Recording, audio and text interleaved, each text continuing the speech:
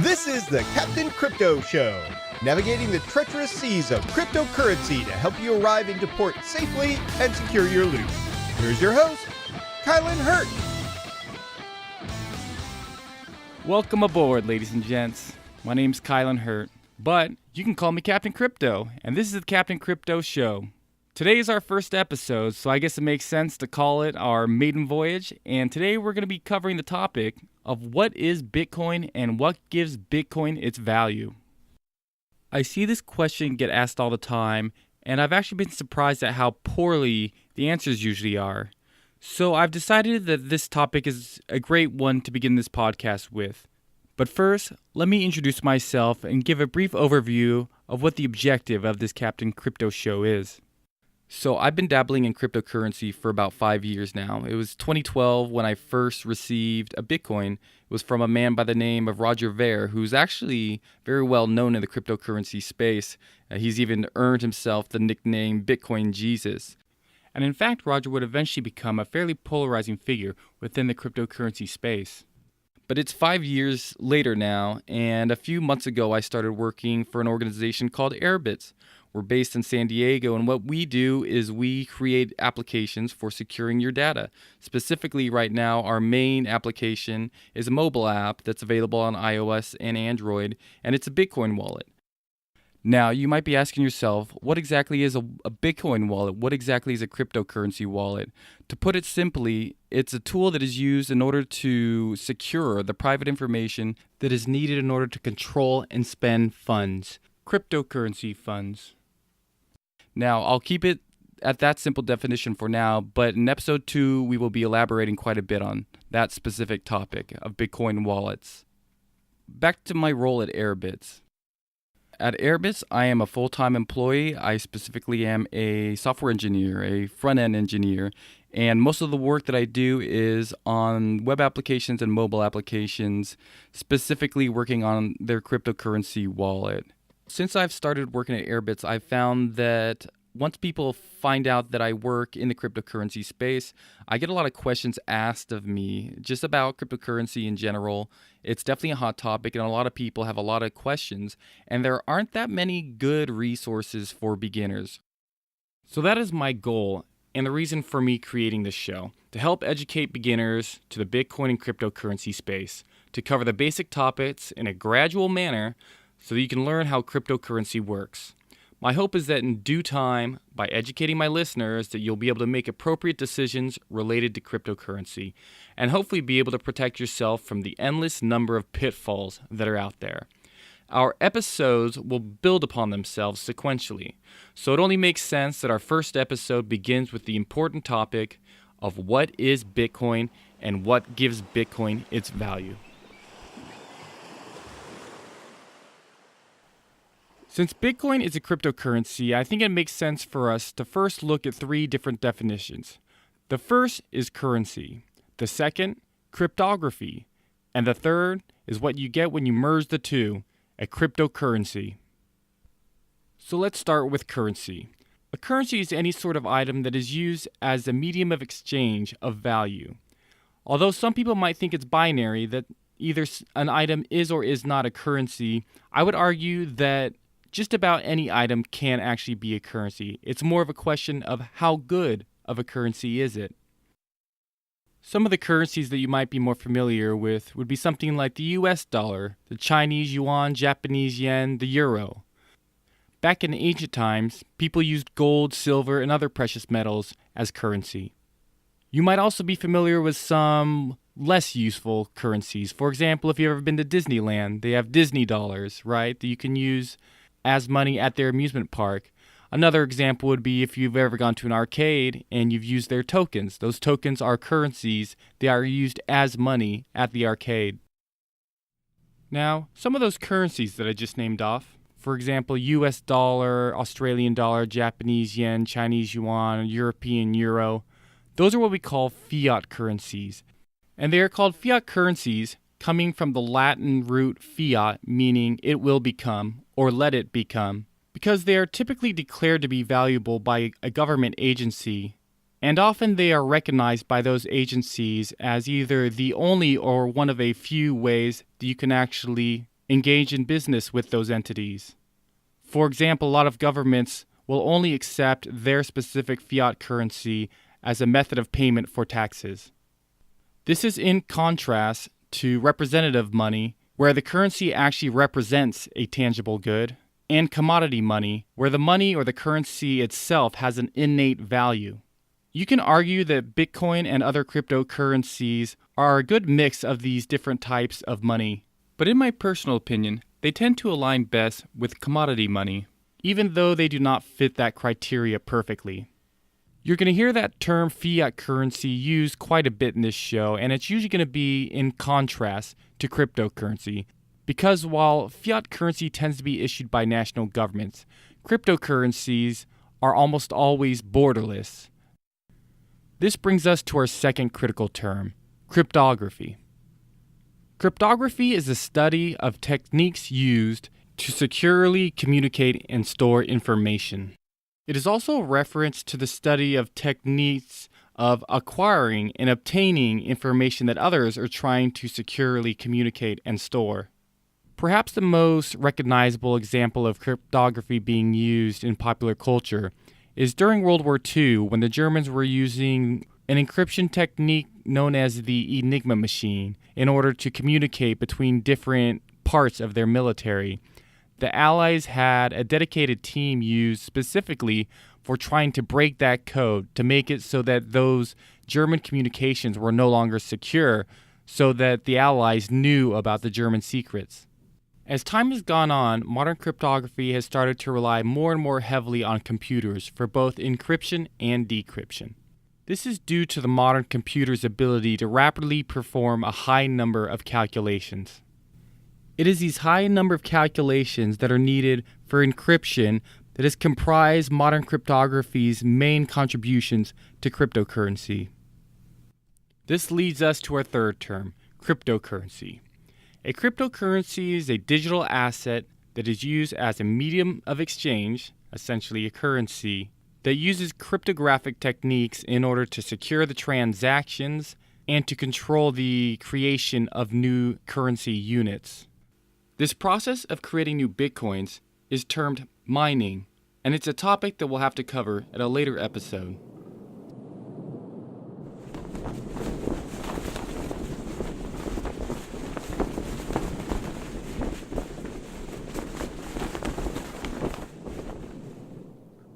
Now that we've defined the terms currency, cryptography, and cryptocurrency, we can more accurately define the term Bitcoin. Ultimately, Bitcoin is a piece of software, and it's a piece of software that consists of two core parts. Usually when you hear the term Bitcoin thrown around, it's a reference to it as an actual currency. Bitcoin is a decentralized digital currency that's based on cryptography. The other part of the software is, of course, that Bitcoin is not just a currency, but it's also a payment protocol. So it is the method by which you are able to send Bitcoin from one address to another, from one person to another. In that definition of Bitcoin, I used two technical words that I'm going to elaborate on. The first was decentralized, and the second one was digital. Decentralized means that there is no real central authority with Bitcoin. Now, this is in stark contrast to fiat currency. In those cases, you do have a central authority that are the ones that are actually issuing the currency. So with Bitcoin, there is no central issuing authority. Also, it happens to be a piece of open source software, which means that anyone can contribute to the code base. And in fact, you can actually inspect the code base online on GitHub. Perhaps the most interesting thing about Bitcoin being a decentralized network means that anyone with a computer has the ability to contribute to the network and to actually become a node. And since it's so easy for someone to become a node, it means that A, that there are a lot of nodes, and B, that if there are people that are opposing Bitcoin and trying to shut it down, there's no central way to shut it down. In order to shut down the network, you would have to shut down all the nodes, all the computers that happen to be contributing to the network. And the likelihood of that happening is astronomically low. For those of you that happen to be familiar with how BitTorrent works, with file sharing online, the network for Bitcoin is somewhat similar. Like with BitTorrent, if you were to shut down a BitTorrent user, it wouldn't really have a major effect on the network if the network were big enough. And that's one reason why the government and authorities have been unable to shut down the BitTorrent network. Similarly, no government has been able to shut down the Bitcoin network due to its decentralized nature. And the possibility of any authorities or government being able to shut down the network becomes increasingly unlikely as new nodes are added as the currency becomes more popular and more widely used. The other technical term that I used in the Bitcoin definition was the term digital. A lot of you are probably familiar with what digital means, and it essentially means that it consists of code. It works on computer networks. So for the most part, when you use Bitcoin or you're sending and receiving Bitcoin, you tend to need to use a computer of some sort. That can be your smartphone, that can be your desktop, your tablet, but in general, without a computer and without the internet, you're really not going to be able to do much with Bitcoin. This is not to say that you wouldn't be able to do anything, just that without some sort of network connection, your functionality would be severely limited.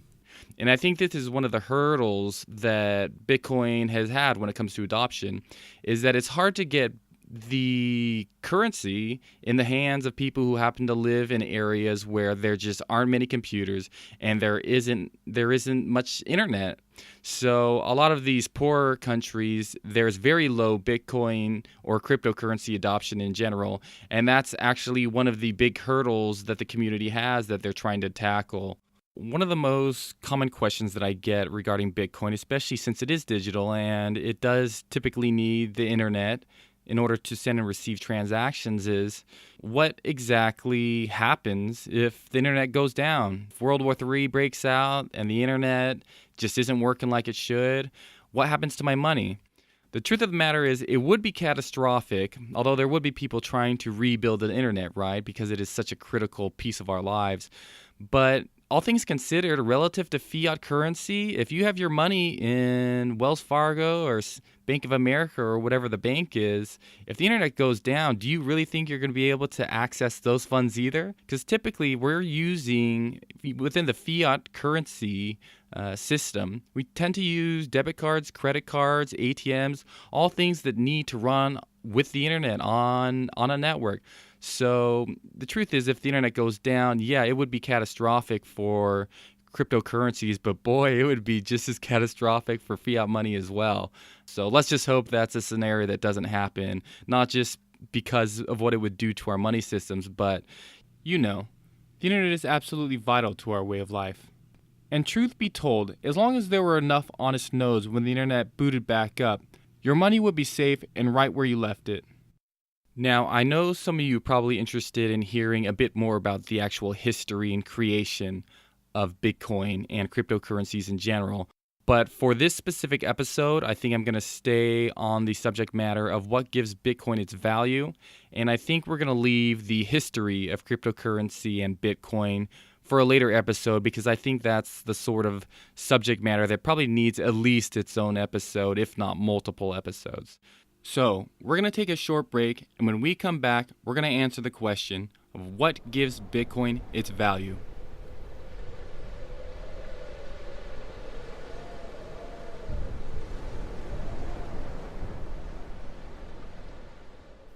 Okay, so when it comes to judging how valuable a currency is, economists have identified about 6 or 7 characteristics that a currency can have that can make it more valuable and more useful as a currency compared to its peers.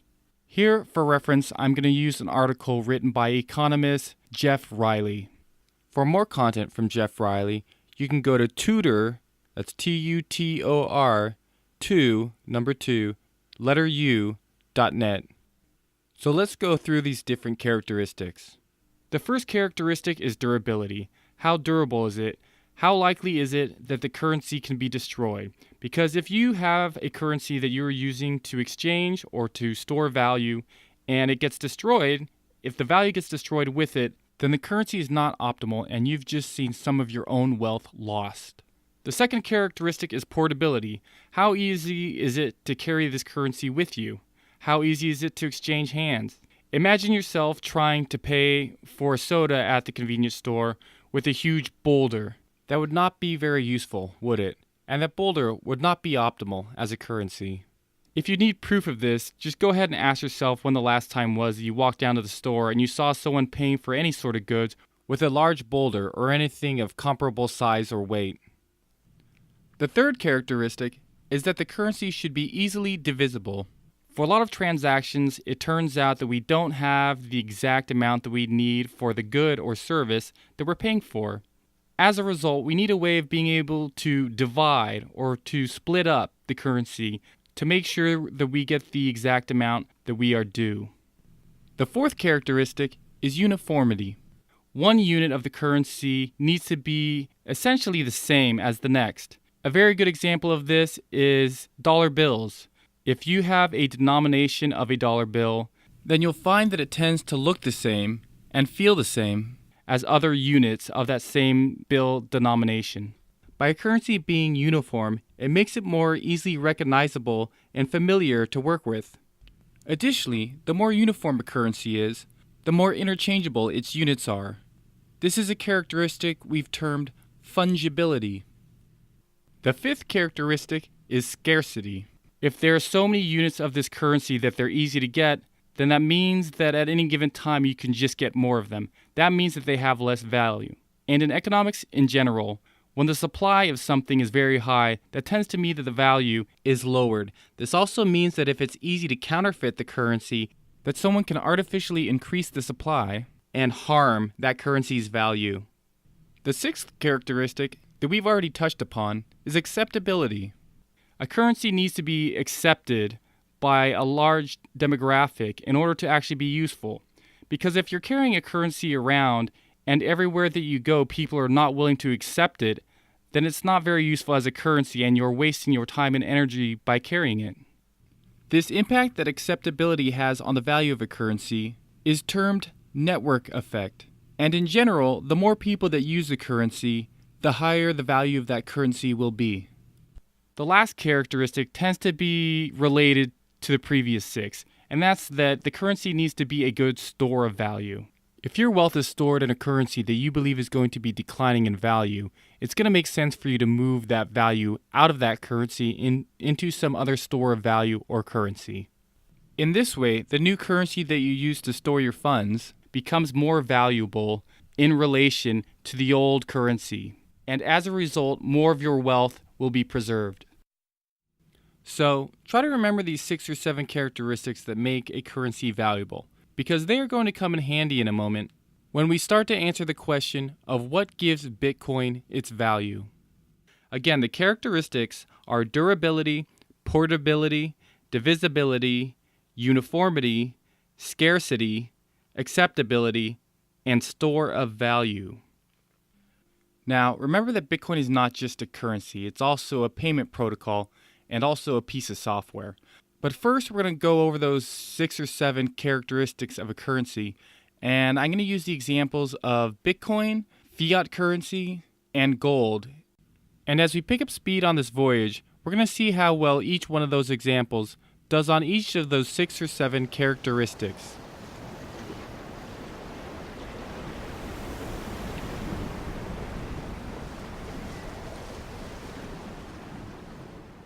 For the record here, I'm going to try to be as unbiased as I can when it comes to these comparisons, because while I'm obviously a Bitcoin enthusiast, I want to make sure that you guys as listeners are able to get as much an unbiased comparison here as possible. I'm not trying to come off here as a Bitcoin shill. Okay, so the first of the 6 characteristics was durability. I would say that the US dollar can do both well and poor on this characteristic, depending on what form it's in. If it's in digital form, if your dollars are stored in a bank account somewhere, that's pretty secure, and you have a lot of the security industry's top experts making sure that your money is safe. On the other hand, something like cash, especially if we're talking about If we're talking about treasury notes, those are not the most durable. Those are made, I believe, out of cotton. They're very paper-like. They can be ripped very easily, and in general, they're not going to last very long. With Bitcoin, control of your Bitcoin is based on data, specifically private keys. This is digital data. So on one hand, if you lose those private keys, as long as you have those private keys backed up, then you will be able to get control of your Bitcoin once again. On the other hand, if you get hacked and that hacker gets your private keys, then you've lost control of your Bitcoin. Additionally, since transactions on the Bitcoin network are immutable, meaning that they cannot be reversed, that means that once you have sent funds somewhere else and that transaction has been accepted as valid by the rest of the network, that the only real way to get those funds back would be for the recipient to voluntarily send them back to you. With regards to durability, something like gold would probably rate pretty high. Since it's a precious metal, that means that it naturally is durable. Literally, the material that it's made out of is durable. Our second characteristic was portability. US dollars score pretty high here, because on one hand you can have US dollars in digital form, making it very portable from one electronic device to another, and you also have cash form, for areas where there is no internet or there is no electricity. Bitcoin, on the other hand, as we mentioned earlier, needs both the internet and electricity in order to properly function. In stark contrast to Bitcoin, gold only comes in physical form, really. And it also happens to be very heavy. It's not something that you always want to be carrying around, especially not in large amounts. Perhaps gold's one saving grace is that you can actually use paper or a receipt in order to represent ownership of that gold. But in that case, you don't have physical control of the gold, which can be problematic should you decide that you want possession of the gold at a later time. The third characteristic was divisibility. Most fiat currency is divisible down to 2 decimal places. For example, with US dollars, the smallest denomination that you have is 1 cent, 1/100th of a dollar.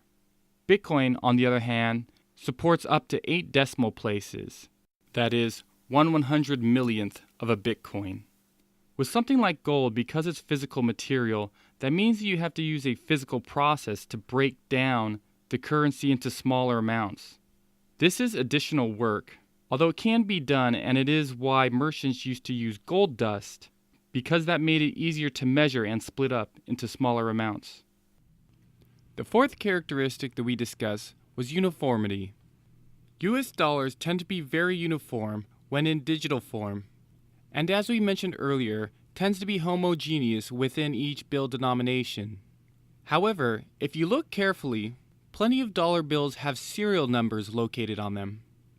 These serial numbers make each bill a little more unique, thereby making it less uniform and less fungible. And this makes it easier to track transactions that involve a specific bill. Since Bitcoin is in digital form, that means that its units consist literally of zeros and ones, a format called binary. As a result, each unit of Bitcoin is almost entirely indistinguishable from any other unit of Bitcoin. It can be argued, however, that since Bitcoin uses a public ledger, the previous Bitcoin transaction history can help identify specific Bitcoin balances and subsequent transactions. Gold does okay on the uniformity characteristic. Since gold in its pure form is a naturally occurring element, this means that hypothetically each piece of gold should consist of the same material as any other piece of gold. However, since the process of minting gold is imperfect, this means that each gold bar or item will have unique characteristics. Additionally, much like cash, gold bars sometimes have serial numbers imprinted on them, and these serial numbers make the gold bars less uniform and less fungible. The next characteristic is scarcity. The US dollar inflation rate typically ranges anywhere between 2% and about 10%, depending on who you ask. Just about any government agency that is regulating and issuing a fiat currency has the power to increase the money supply or decrease the money supply with the stroke of a pen. Many central banks accomplish this process by allowing fractional reserve banking, a practice whereby banks only have to hold in reserve a fraction of the money that they owe. In some cases, when a national economy is not doing well, the governing agencies may increase the money supply, but this can cause the public to panic, which can cause a selling off of the currency, which also leads to more of a decrease in value of the currency. And if the original reason for the increase in money supply by the government agency was due to an inability to pay the bills, then that core issue can worsen because now the government agency is going to need more units of that currency in order to pay the same bills. Bitcoin, on the other hand, is programmatically set to have a decreasing inflation rate. In January of 2011, 2 years after the first Bitcoin was created, the currency was seeing an annual inflation rate of approximately 50%. By the time June of 2017 came around, Bitcoin was seeing only a 4% annual increase in the supply of Bitcoins. Since that rate of inflation for Bitcoin is steadily decreasing, it is actually programmed to eventually reach a 0% growth rate. This point is supposed to occur once the network hits 21 million Bitcoins, and the best estimates don't see this point occurring for decades. And once the network hits that number of the 21 millionth Bitcoin being created, after that point, no new Bitcoins will be created. Now, since gold is a naturally occurring substance, that means that there is only a limited amount of gold on planet Earth. The rate of extraction of that gold tends to be related to its price, and its price is affected by its usefulness in money, jewelry, electronics, and medicine. As its price increases, the profitability of going into the business of physically mining gold increases, and as a result, more gold is mined. On a side note, it is likely scientifically possible to create new gold from other materials, but currently this process is either technologically unachievable or financially prohibitive. Our sixth characteristic is acceptability, and this is perhaps where Bitcoin actually is at its weakest. Fiat currency tends to be very widely accepted. It is usually the currency of choice for most financial transactions. To put things in perspective, the Visa payment system sees on average about 1,700 transactions per second, and these transactions are almost entirely denominated in fiat currency. Same goes for PayPal, who sees about 200 transactions per second. You can compare this to Bitcoin, which sees on average about 3 to 4 transactions per second. This means that the Visa payment system sees about 500 to 1,000 times as many transactions per second as Bitcoin, and that PayPal sees about 50 times as many transactions per second as Bitcoin. This might seem very low, but as the amount of transactions per second increases, technological improvements to the Bitcoin payment network will allow for a larger amount of transactions per second. Additionally, since Bitcoin is not the only cryptocurrency, the average amount of transactions per second for cryptocurrencies is also supplemented by competing cryptocurrencies. Gold, on the other hand, only sees about 4 transactions per minute, making it the most infrequently transacted of our 3 currency categories. Since acceptability affects the value of Bitcoin, this gives individuals holding and transacting in Bitcoin an incentive to get new people to use Bitcoin and grow the network. Now, if you remember, our last characteristic of currency is store of value. Now, this comparison is going to be a little bit more tricky. You'll see why in a moment. The US dollar is considered the world's most stable currency, and it has been for a very long time. Although the Federal Reserve is consistently increasing the money supply, the demand for the US dollar has helped to counteract that devaluation, and as a result, the US dollar's value remains relatively stable, although it does see a decrease in value, as I mentioned before, of somewhere between 2 and 10% per year. Gold has historically been fairly stable over the course of human history. In fact, This is why the term gold standard was created, because gold's value was a price that other currencies and products could be compared to. Now, compare this with Bitcoin, which has only existed for less than a decade. During this time period, Bitcoin has gone from a value of essentially zero all the way up to thousands of dollars. So you would think this would make it a great store of value. Who doesn't want their money increasing in value?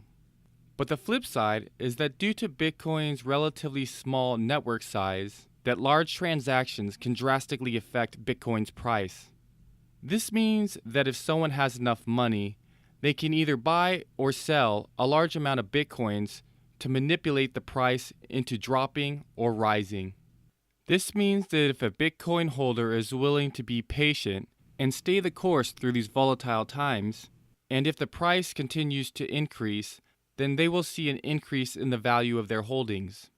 Additionally, as the network grows, the price becomes less and less prone to market manipulation.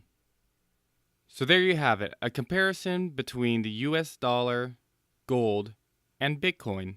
But this was specifically discussing Bitcoin as a currency. And as I mentioned in the introduction, Bitcoin is not just a currency, it's also a payment protocol. And for that reason, we're going to take a quick moment to compare the Bitcoin payment network to wire transfers, cash transactions, and credit card transactions, right after this break. For all of you listeners out there enjoying this podcast, we would love to get your feedback in order to improve the show. I can be found on Twitter at Captain Crypto HD, on both Facebook and YouTube as Captain Crypto Show, on SoundCloud as Captain Crypto, or you can email me at Kylan, that's Kylan, at CaptainCryptoShow.com. Also, please be aware that due to the technical aspects of each platform, that my iTunes podcast feed will always have the most up-to-date and latest revisions of each episode. So, if you're enjoying this podcast, please leave us a review on iTunes and share this episode on social media. Now back to the show. Alright, now that we're back, let's compare wire transfers, cash, and credit cards to Bitcoin as payment systems. For starters, as I mentioned earlier, Bitcoin is a decentralized peer-to-peer network. This means that there is no real power hierarchy or structure. No user or holder of Bitcoin really has any more privileges or rights than any other user or holder. This means that there is no real central point of failure. If someone wanted to shut down the network, they would have to shut down all parts of the network, and the probability of this occurring, as I mentioned before, is very low. With both wire transfers and credit cards, the central authority handling the transaction is typically a bank or credit card company. This means that if for any reason the bank or the credit card company believe a transaction to be invalid, that they can reverse that transaction.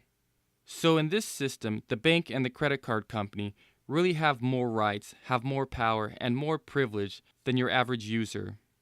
Cash, on the other hand, tends to be fairly decentralized. It is very difficult to stop a cash transaction from occurring. This would typically require physical disruption of the transaction. And the only real power hierarchy with cash is the entity creating the cash, typically a government agency, and then of course the user. And the main power that the governing agency has is the ability to increase or decrease the money supply. Another characteristic of Bitcoin that drastically sets it apart from some of the other payment systems is what is called immutability. I already mentioned this a little bit earlier, but Bitcoin being immutable means that once a transaction is validated and processed, that it is incredibly difficult to have that transaction reversed. This bears some resemblance to cash systems, because once you give somebody cash, the only way to get that cash back is to physically get it back from them, either by force or voluntarily.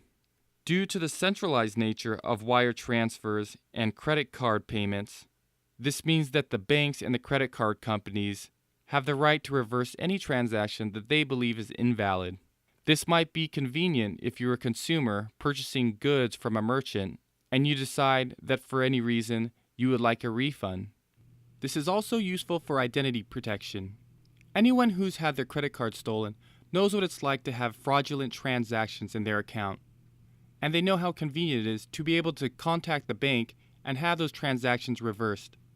But the flip side is that it's incredibly inconvenient for merchants, because often if they send their goods or give services to a consumer, that often the consumer can claim that they did not receive those services or goods, and the bank or the credit card company will refund the transaction. This is what's known as a chargeback, and it causes merchants to lose a significant amount of money while running their business. The last characteristic of Bitcoin as a payment system that we mentioned earlier is its anonymity, its ability to give you privacy in your transactions. Whereas bank accounts and credit cards are typically linked to your own personal identity and therefore allow very little privacy, both cash and Bitcoin offer varying degrees of privacy in your transactions and holdings. When you engage in a cash transaction, there is very little linking your personal identity to that actual transaction. With Bitcoin, you can send funds from a Bitcoin wallet that is detached from your personal identity. This will depend on the Bitcoin wallet that you are using, and even then, there is no complete guarantee of privacy with your transactions and holdings. So there you have it, a concise overview of what Bitcoin is and what gives it value compared to other currency and payment systems. But before we end this episode, I believe that it would be relevant for us to hear the story of the first Bitcoin transaction that ever occurred. The first instance where Bitcoin's value was exchanged for a good or service. It's actually a pretty funny story and a pretty well documented one as well. And for that reason, I've made it this episode's Pirate's Tale. In May of 2010, a man by the name of Laszlo Hanyecz, I hope I'm saying that right, he happened to be a contributor to the project. He had helped write code on it, and he had a decent sum of Bitcoin, but the problem was that at that point, no one really knew what the value of this Bitcoin was.